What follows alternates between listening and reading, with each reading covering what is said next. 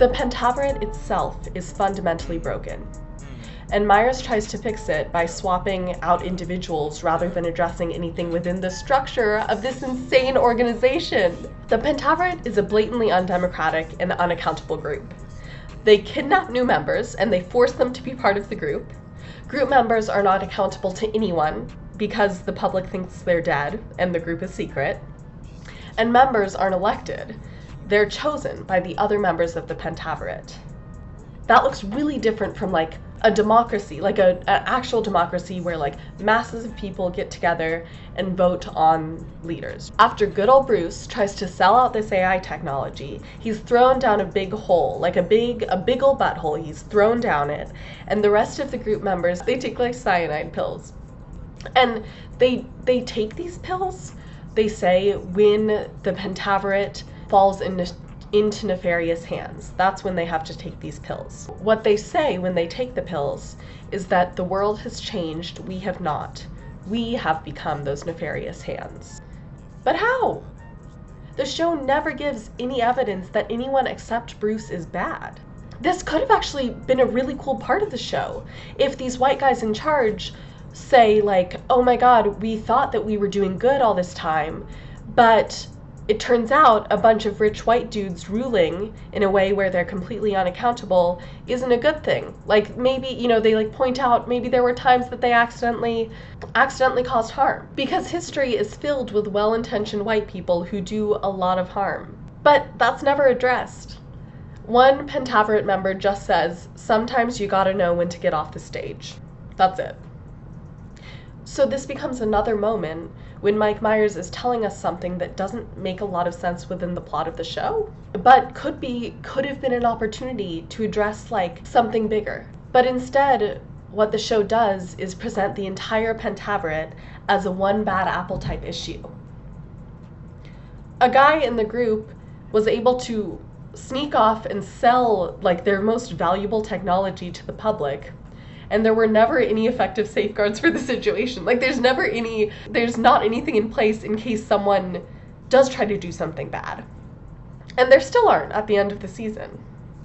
Nothing changes within like how the Pentavarate actually runs. When all the white boys die, the Pentavarate is replaced by a group that has more gender and race representation, it seems, and it becomes a group of 6 people rather than 5. And that's great. Like all those things are really great changes. But it also doesn't change any of the basic issues around accountability and democracy within the group. They're saying that the problem is one guy, good old Bruce, and that the problem is that the Pentavarate is run exclusively by a bunch of white dudes. And both of those things are issues for sure. But also, isn't it bad that the organization with like a lot of global power is a secret one of just 5 people? That's like so much unaccountable power in like just 10 little hands. There are some things that Mike Meyers does behind the scenes that probably have a positive effect. He hires a fair amount of female actors and actors of color. He also seems pretty aware of on-screen politics to me. For example, he doesn't over-sexualize the female characters. In the orgy scene, I'm editing now and I just realized I didn't give any context for this orgy scene thing.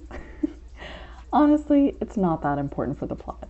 Just know that in the show, a bunch of rich and powerful people set up an area, a few rooms maybe, dedicated to orgies. Where like, there wasn't much orgying.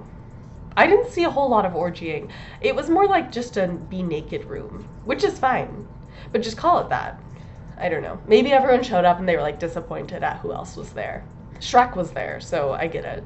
Hey now, you're an all-star. So in the orgy scene, the only full frontal nudity is of men. We see so many hangy peepees, no vagines. Not a single vagine. And that's like really unique and I think commendable in a world where like the like female assigned at birth body is so over-sexualized and like really displayed a lot. He's also aware of necropolitics, the politics of who dies. Most of the characters who die are white men, not the usual people of color, queer people, and women who tend to die first in popular media. And I do think that those were intentional choices on Meyers' part, which does show that he has grown, like as a person and an artist. Although again, let's not forget the love guru. Girlfriend? Well, I mean, there was one time in college. Really? The bar for this personal growth is pretty low. He also mentions other things like slut shaming, mansplaining, and how in big organizations there's often a lot of diversity in lower levels, but not at the top. That's nice too, and good that viewers are getting those messages.